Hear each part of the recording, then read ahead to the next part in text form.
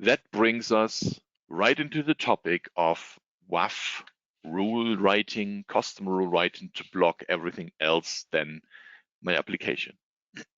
You will see that my rules that I will demo later on are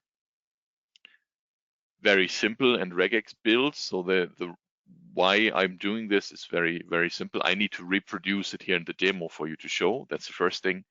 And the second thing is I'm trying to give you all the assets in your hands that you can work with a WAF engine and that you can do that as well. And I'm trying to do it simple so that everyone can understand, right? So if you want a deep dive session with me and go into some nitty gritty, okay, we might be able to find a date for that. But today I'm trying to nail it down for everyone to understand what we're on about. Okay. So first thing, this was one of the slides I stole from my fine-tuning deck.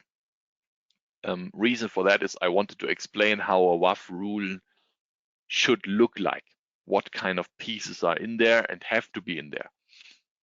So first of all, it's starting with a directive. So for example, it could be seg rule. There are more directives, but that's one of the most common ones used, seg rule. Then you have a variable. So the variable instructs what, where to look, what to do, right? So for example, I want to look into the request URI, or I want to look into request headers, stuff like that. So that's what the variable is about.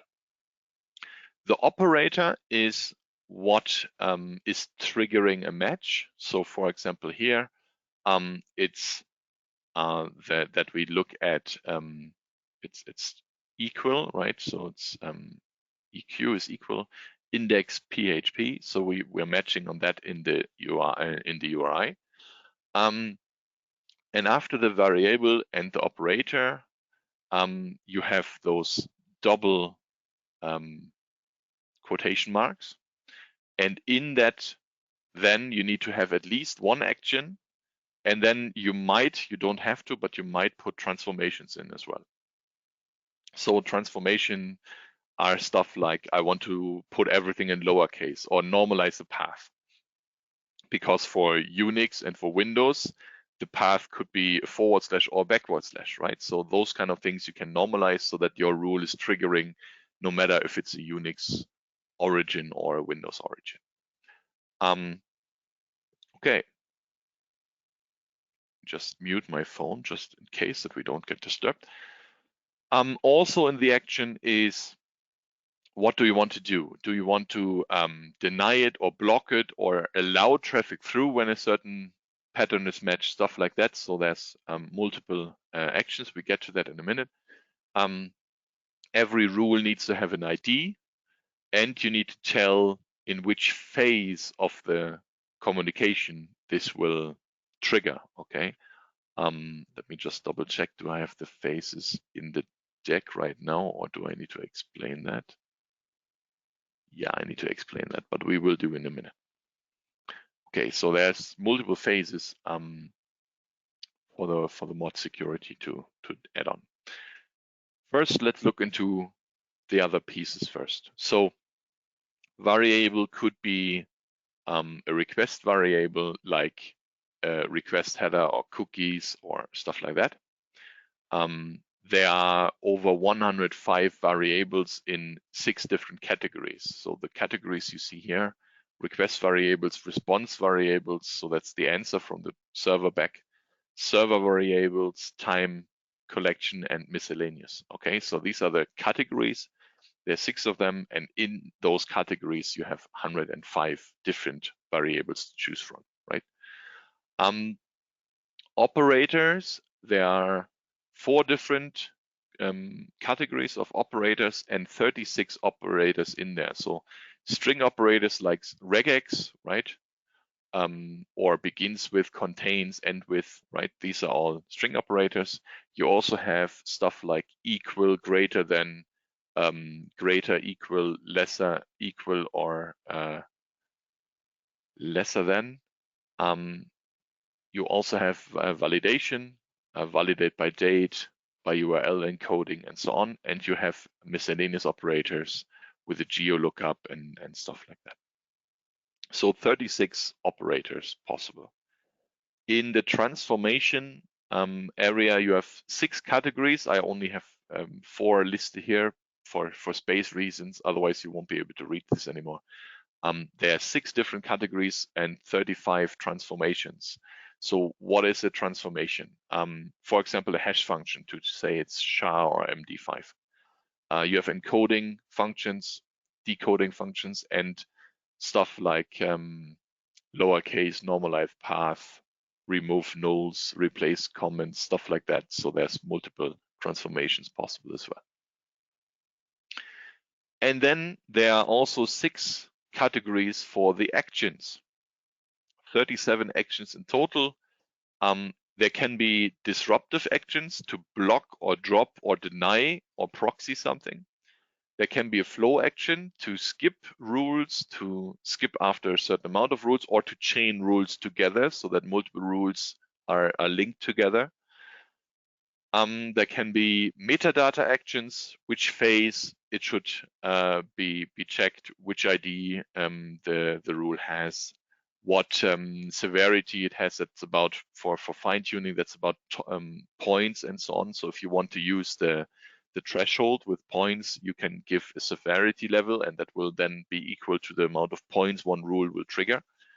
You can add extra tags or a message that you would see in the load balancer, in the false positive, and in the WAF logs. Then there is variable actions. For example, you want to capture something or set a variable, change a variable. Logging actions to log something or put it only in the audit log, or don't log at all, if that is what you want. And there's even options to append or to pause. That's miscellaneous actions.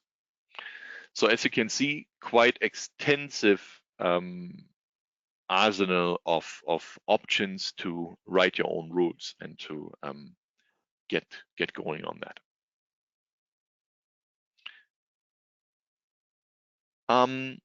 Just to get some language information as well. So disruptive action, just to know some differences. Allow means I will not look anymore. That traffic is now whitelisted, if you want to say it that way. So it can go through. I'm not looking through other rules anymore. I'm skipping all the other rules. So that traffic is going through straight away. Block means the journey is gone. If that is triggered, here's an end. No one gets further anymore. Deny gets an error page. A drop causes the network to completely drop. A pass will not block anymore. It will just go to the next rule. It will skip that rule and pass it through, but it will not cause a block anymore. Pause, obviously, it's a pause for a period of time. Proxy going to a different web server in the backend, and a redirect, of course, redirects you. And string operators, I think it's always important to know what kind of strings can I use. So begins with obviously that the input is in a certain way. The input is equal to a specific parameter, or it match a specific parameter. That's an alternative for the contain option. Rx is for regular expression, so you will see that in my rules very often. Okay, and these are some examples how a rule could look like this is a fine-tuning rule. I want to skip, or I want to, for that certain IP, I want to turn off a rule that would trigger with a false positive all the time. So that's a fine-tuning rule on the top. So you have the directive, you have the variable, and the operator. The action, so it's an ID, it's the phase 1 right at the beginning. We don't log, we pass that request through, and that specific rule which would have triggered will will not trigger anymore. That will be turned off, but only for this IP, not for anyone else. And for the transformation, I've set it to none. This is another example, a customer of mine who wrote this rule combined. So it's kind of 3 rules. And then the last one, which will block then everyone else. So this is kind of an allow list. Everyone out of these 3 ranges is allowed to pass through. So as you see, it's allowed. But if you are from anywhere else, any other address, then the deny rule blocks in. Okay, so that's just another example. And then here's another sample where the content type rule, which exists already with different content types that are allowed. And if my rule here triggers, then I'm just setting a new, I'm adding variables or a list to my existing rule that's there, and I'm just adding more options to that variable. So that's just that's also possible to amend rules like that. Now I'm talking about phases. So phase 1 is when we receive the request header. Okay, so that's phase 1, when the client is sending the request header out. Phase 2 is after we receive the header, now we receive the request body. So that's when phase 2 ends, when we receive the full request body. Phase 3, we have passed everything onto the backend system, to the server, and it's processing it. And phase 3 will end once we receive the reply headers. That's when phase 3 is ending. And phase 4 is then starting. It will end after we have received the response body. And when phase 4 is finished, the client has received the full answer. And then phase 5 will start, and it's just to clean up, write logs, clean up and stuff like that. So depending on which phase you choose, the rule will be set. So if you mainly our rules are made for client requests to come in, so that will happen in phase 1 and 2. But sometimes you want to check the response from the server as well. So then you have to work in 3 and 4. And if then logging and cleanup, that will be 5. Okay. I have collected a few useful links for you to read through as well. So NetNea is doing a nice course on that. There's also core rule set informations and also mod security informations about those different terminology that I used. And now I like to show this to you. So let's do a little demo on this. Time-wise, we are not too bad, so I can allow 10 minutes. Okay, let's jump into my demo. Or before that, these are the rules that I have searched for, or today I've just written them out for this demo. So we have multiple different rules, which we will save step by step into the load balancer. So just to show you what they do, the first one is checking for the URI use, so the directory, it's regex. So it will trigger either when I'm root only or when I go for index PHP. And it would, in this case, give me a deny with the status 403 back. And so that will simply say, no, this path is not allowed, for example. Then I have here a method. I'm only allowing get and head. You see oh, by the way, my mistake, I didn't say that. You see the quotation mark here?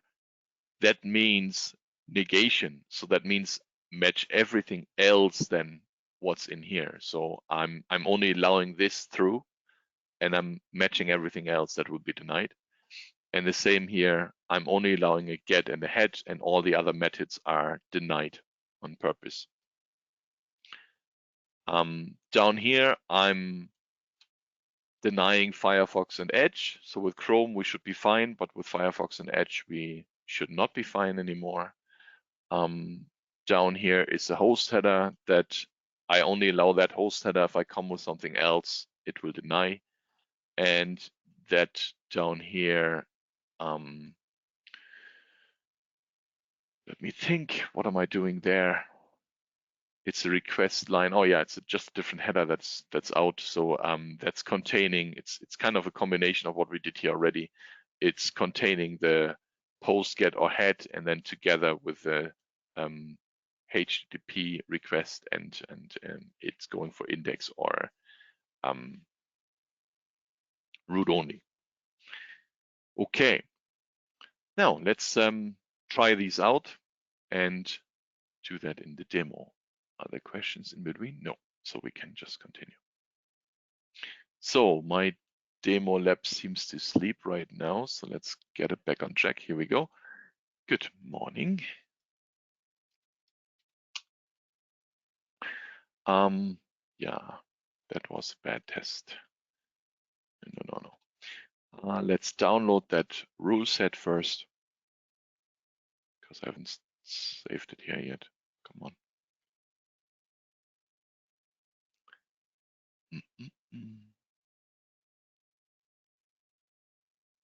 New text document, that looks good.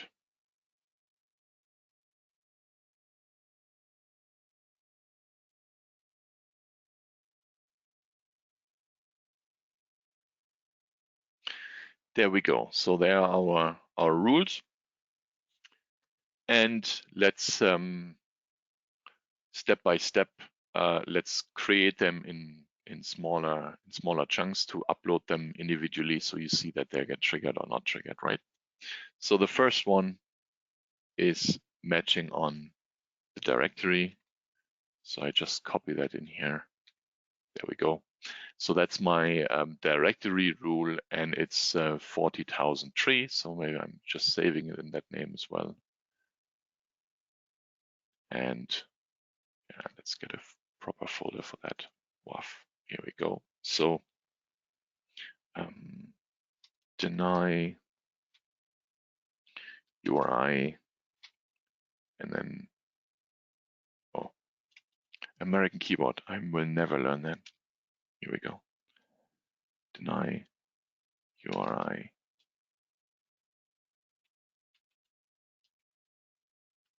Much better. And that was rule 40,003, right? Okay, so that's the first one. The method, let's do that as well.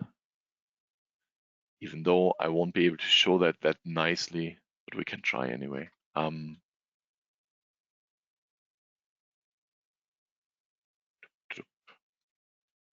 Method rule, save.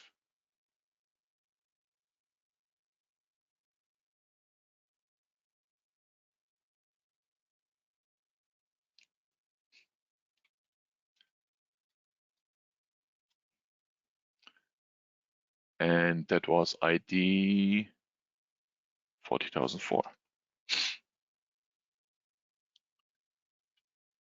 User agent, I think I don't need to show them all to you, but most of them would be good to see. So save.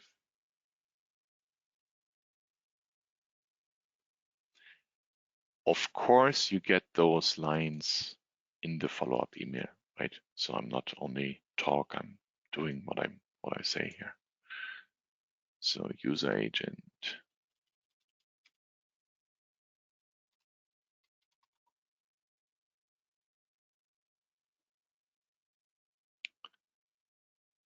And let's do the host name, and then we'll leave it at that stage. We want to do the other topics too.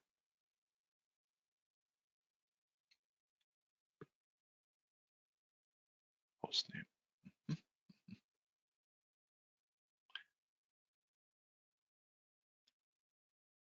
You can say in chat if you want who was exposed to the WAF already, who has played with it, who might have tried stuff out. So let me know. Might be something I can still learn. We might have some expert here, and I don't even know that. A diagram for my lab. Okay, not too sure what you really like to see, but my lab is pretty big at this stage. I have 2 networks and a sample network. I have 2 Exchange servers, 1 other application server with a SQL database and WhatsApp Gold on it, domain controller, ECS connection manager, Flowmon, Vision, Central, 2 Linux guys, 4 load balancers, and a Windows client. So I'm trying to build a master demo where I can demonstrate about 90 to 95% of all features that we have. And trying to show WhatsApp Gold and Flowmon as well, but one step at a time. Okay, I hope that was answering the question about that. Good. Now, we have created rules. Let's go to a load balancer.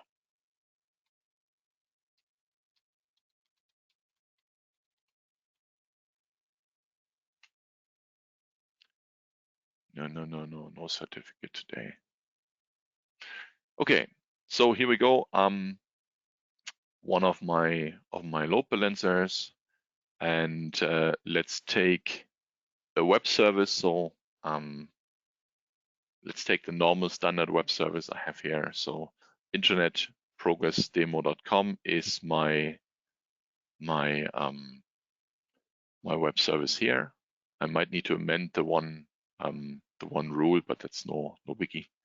So very simple service, no WAF, and for now, and I should see a page of my web server, which gives out all different headers that it received from that request.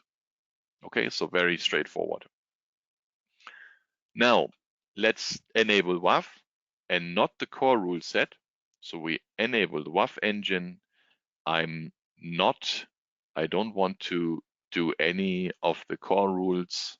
I only want my own rules. So we turn off all the core rules. Come on. Okay, so now all the core rules are off. Fair enough. And we will upload our first custom rule. So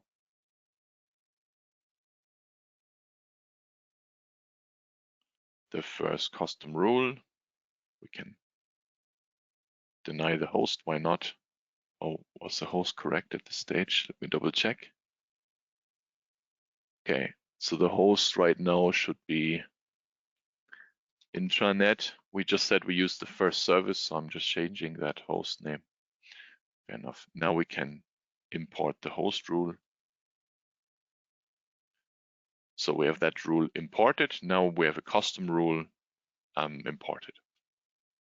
So you see that's the service. If I use the VIP, I can also go there just with an IP address, just to show this.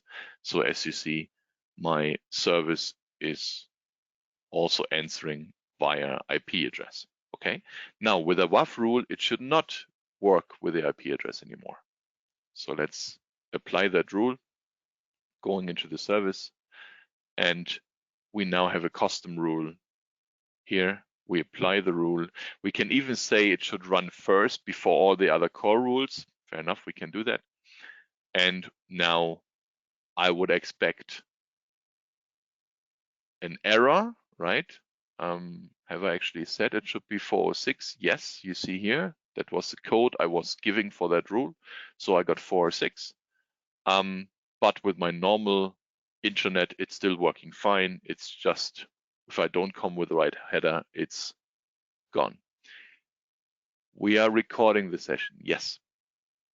Now, so that was the first part, and in my false positives, you see here, this is my output. I have access denied with code 406 in phase 1. The regex was internet progressdemo.com. So everything that's other than that will be matched, which we did with the IP address. And you see here my header was 10.0.0.1.1.1. That is not allowed, and that's why the rule was triggered, right? So pretty nice. I'm seeing straight away why my rule was gone. So that was rule number 1. Let's have a look at rule number 2. You remember rule number 2? This one, for example, the URI. So we come with something else than index or with root only. So let's do that. We import that rule. Why do I show you that? Very, very simple. Of course, if you look at this page, there's a favicon loaded and there's an icon loaded. So I'm now expecting that these two are not loaded anymore because they're not in the request URL, right? So that's just what I wanted to show now. So let's upload the URI one, and while we're at it, we can upload the other ones as well, just to have that all complete, so we save some time. And the user agent also. Here we go. Now, I will now use the URI. That's the next one we will apply. URI, here we go. When I do the F12, just for everyone to see what's happening, and I'm refreshing it, then I should actually see that this gets blocked. Why is this cached? Come on. Here we go. Now you see that was a user cache. So it's trying to load the favicon. It can't, it gets a 4 tree. It's trying to load the logo here on the top. It can't, it gets a 4 tree. And when we look into the logs, you see my rule has triggered. So these are the two items in this case. We get a 4 tree code, and it was trying to get a favicon ICO and to get logo PNG, and the WAF rule was denying that access. So the rule did what I wanted. It did not allow my other paths than root only or my path I wanted. So just as an example. Okay, so maybe we take that out again to see more, but yeah. The next one would be the method. So let me just double check. We allowed in the method, we allowed everything. We only allowed get or head. So if you would do a post, it would not go through anymore. Not that easy to demonstrate a post right now. So if you want, I can take the get out, and then we should get no access at all anymore. But I think that's more or less clear. Looking at the time, user agent might be more interesting. So we have Firefox and Edge. They are allowed. They are not allowed. Sorry. Everyone else is allowed. So let's have a look.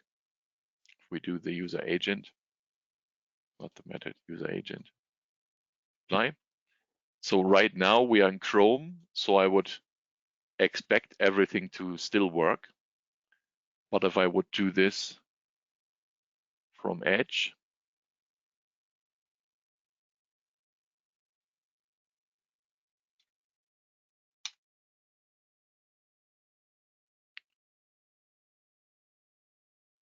I get access denied. And I think, do I have Firefox on here? No, I don't think so. Doesn't matter. So as you can see, Edge is not allowed, Firefox also not allowed, but Chrome would be allowed. And same thing again in the logs, you see not only that the icon was loaded, but I should also see that the Firefox was involved here. Here we go. User agent header was triggered. Yeah, there we go. That's the one. So with Edge, here was Edge included, and that's why it was not allowed. Great. So you got some intro into WAF rule, writing your own rules, right? So yeah, these are the rules that I use today. As I said, you get them in the slides. So these are the ones I use for my demo now. We are over halfway through the slides, but way quicker with the time. So now let's move away from WAF. Let's look into content switching. What is content switching? Content switching allows you to pass requests to different URLs, for example, to different servers. It needs layer 7, that's very important, otherwise we can't open the traffic. And it allows you also to have a much more flexibility in your architecture. You can have, like with Exchange, different sub-VSs with different directories that have different health checks behind. For example, you could have a landing service which has multiple different host names answer it, and you can guide them into all different sub-VSs. You can have a sub-VS that's only for mobile applications, and so on. So technically, your abilities is endless. And with content rules, you can decide what should happen. Okay, so content rules are filter definitions for the content switching feature. Right now, it's only working for HTTP, HTTPS services, unfortunately. And you can even connect rules together with a flag, or just connect them with the timely manner where you assign the rule in that timely when they get started and checked in that timely manner. You can also connect them. The load balancer right now is limited to 1023 rules, but that said, it's a lot to reach that, right?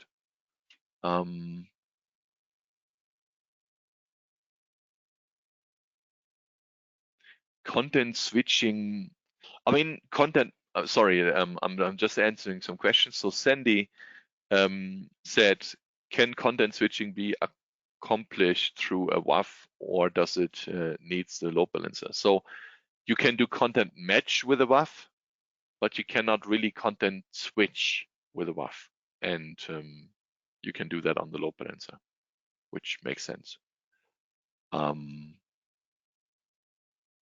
Enterprise subscription. I don't see the WAF in the Kemp UI. Enterprise, Mohammed just said with Enterprise he doesn't see WAF. Yes, Enterprise does not include WAF. You need Enterprise Plus for WAF.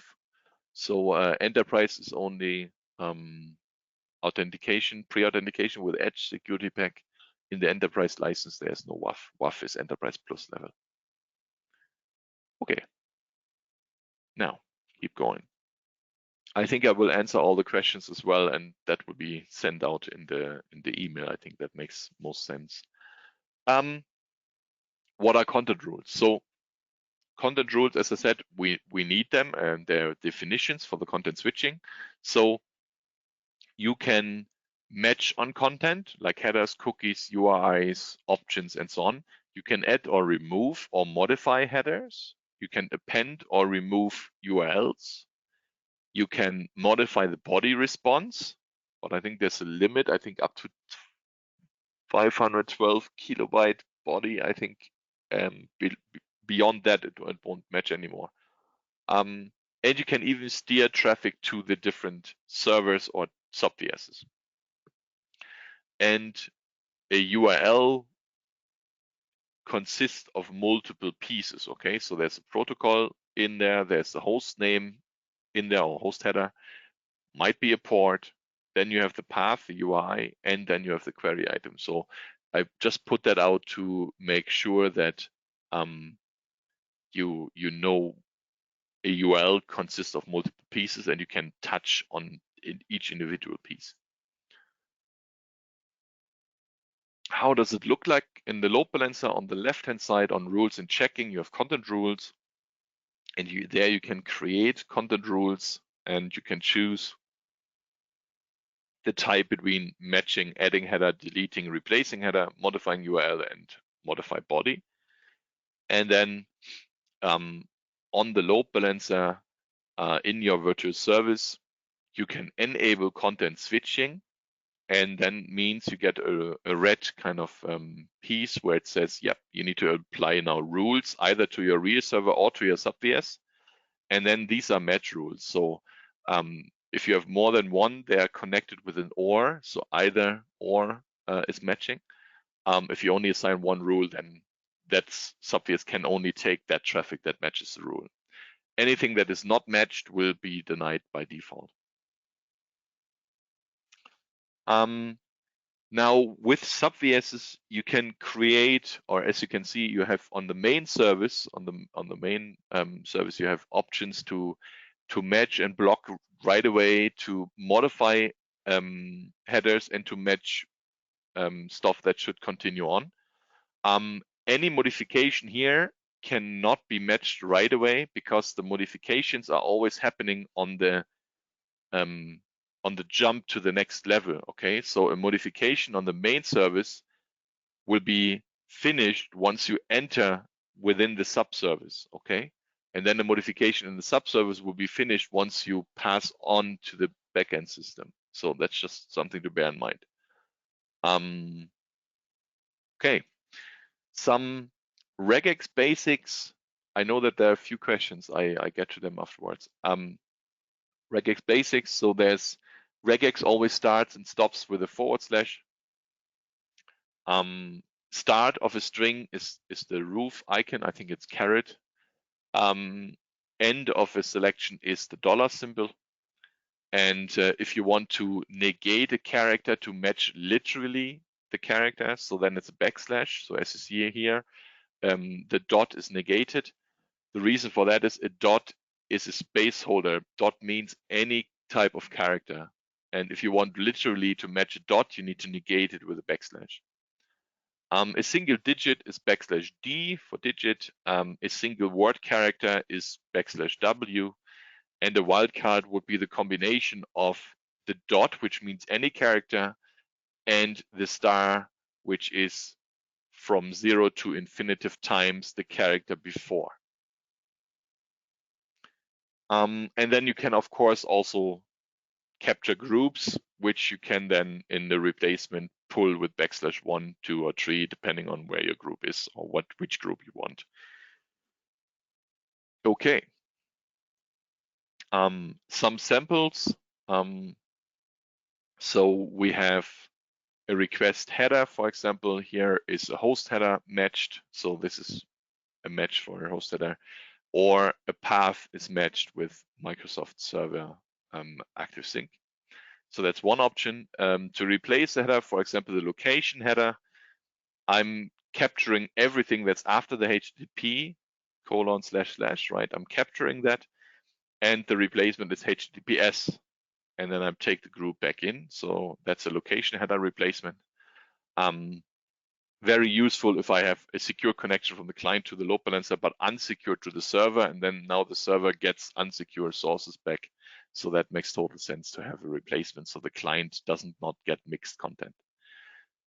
Modify URL. So for example, if someone comes in with root only, but I don't want him to get too many redirects of my backend system, I can modify that and say, okay, even though you only requested root only, we go to the backend server with OA, for example.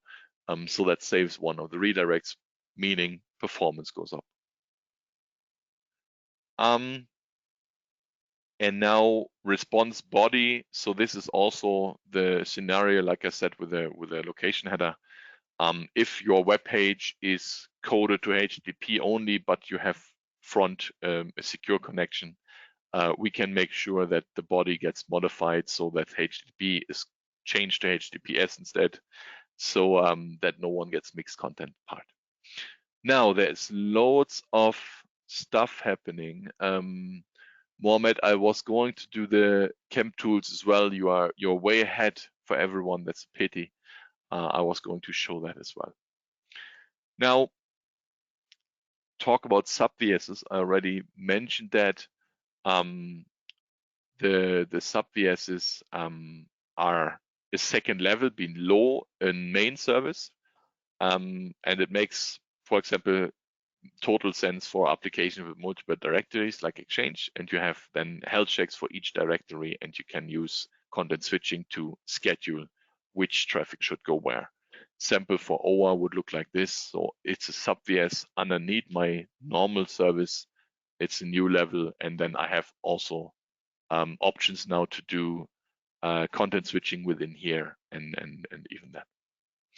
You can share persistence, so to make sure if someone went to server A in the first directory, he's also going to server A for the second part, if your application has all the same servers behind. So, but that's architecture. And I give you loads of tons of useful links. And now, Mohamed, you had a question about the Kemp tools and the rule builder. Look, this is a new URL for that, the new tool content builder. So that should help you more. So there's a new tool for that, and it's giving you even a video, and it also gives you the link to get there. So this is our content rule builder, where you one of my colleagues built this, where you can say, for example, I want to match on a host. You put the information here, and it will create the rule for you. So yes, it's still available. You will get the link in the deck. Now, back on track. Didn't want to open that now. Come on. The live demo. So let's look into the live demo. We still have 10 minutes. Oh, that's great. We might be able to finish that on time. Live demo. So is my lab still alive? Here we go. It is. Hello.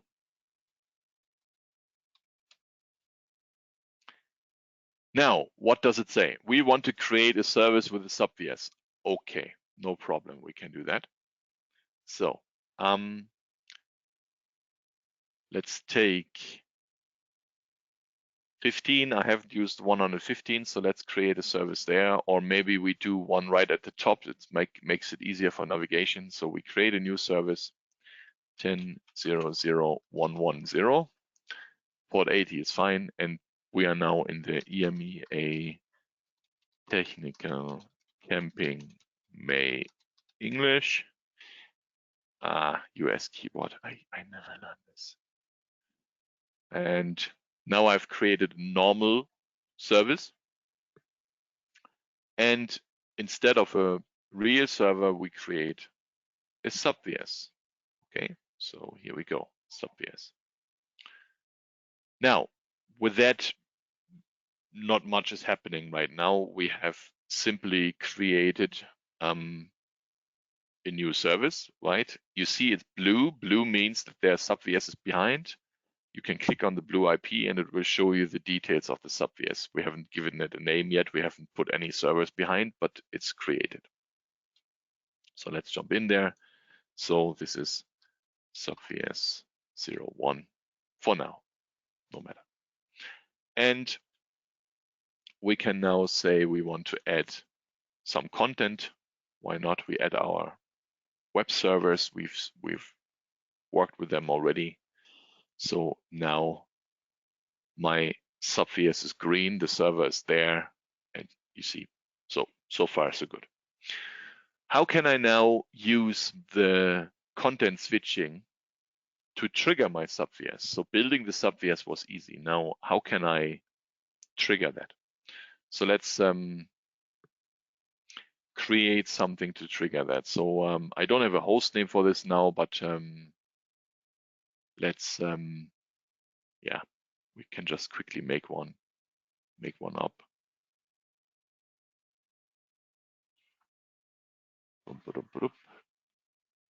DNS, here we go. Okay, so what will we name this guy? No, not the CNAME, come on.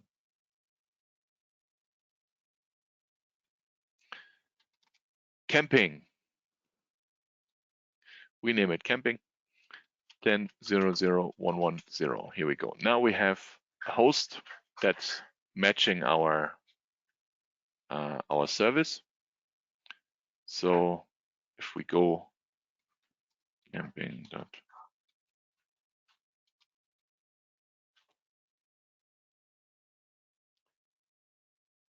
So now we get to our service. There's no rule assigned, so the sub-VS will be answering and we get to our server. So far, so good.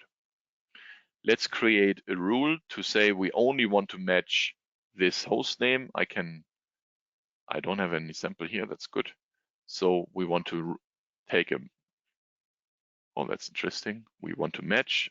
What do we want to match? The host we want to match, and it will be camping progress demo.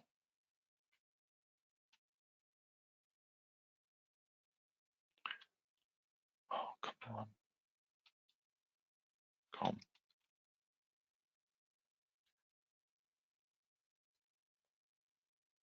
Here we go.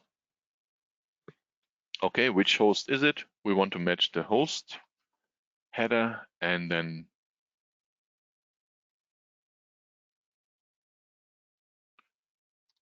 camping /dot progress demo /.com. So this is the header. Some people might do that in capital, so I ignore the case. And we have created our first rule. Okay, here we go. There it is. It's not assigned, that's why there's a star here. And now we can say, okay, I want content switching enabled. Here we go. Now my sub-VS has a red bar, wants a rule. So now we have that assigned, and we should still get our page, which we do. If I refresh this, you see that the numbers change, so it's definitely working. But if I use not the host name we want, I'm not getting any more anymore. So that's because my sub-VS is limited. So we can show that the sub-VS is limited to my rule that I've assigned.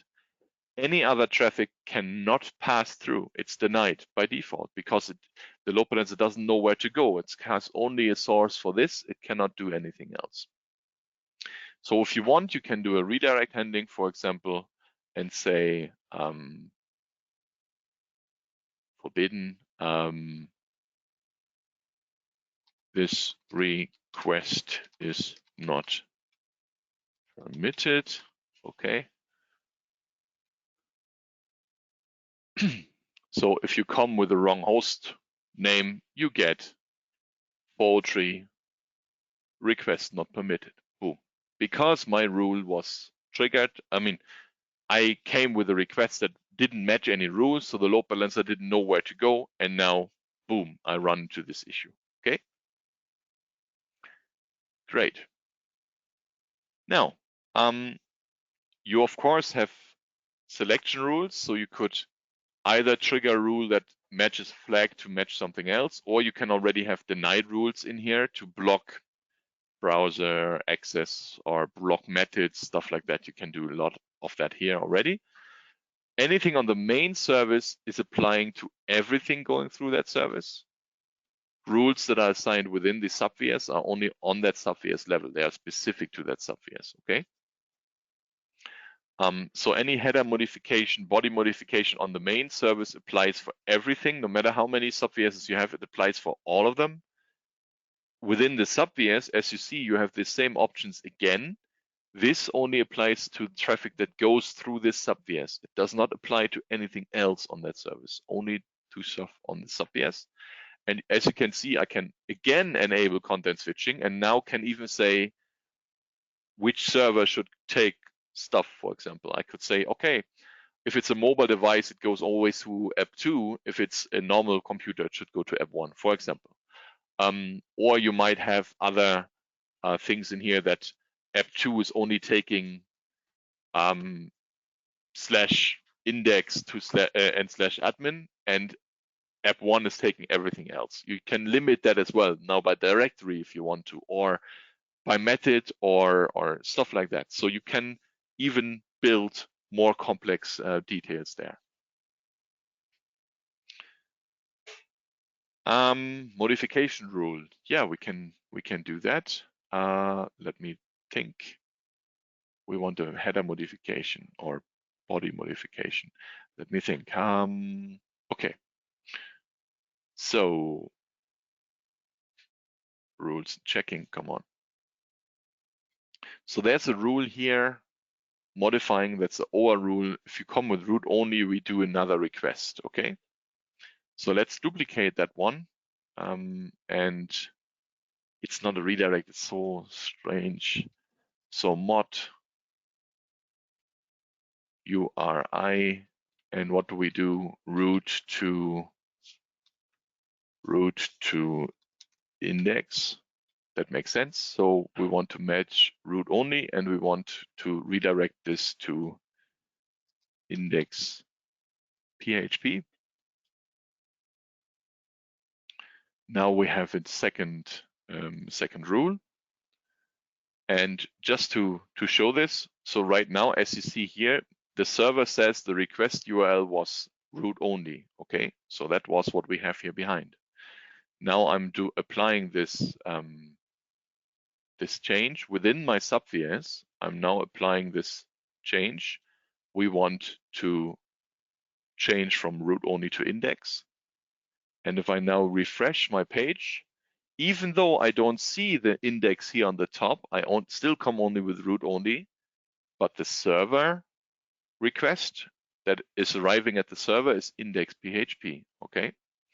So from that perspective, yeah, we have modified the traffic. And I think that was all I wanted to show you. I know there are more questions and I'm happy to answer them all. So, but presentation-wise, I'm at the end and I hope you all enjoyed it.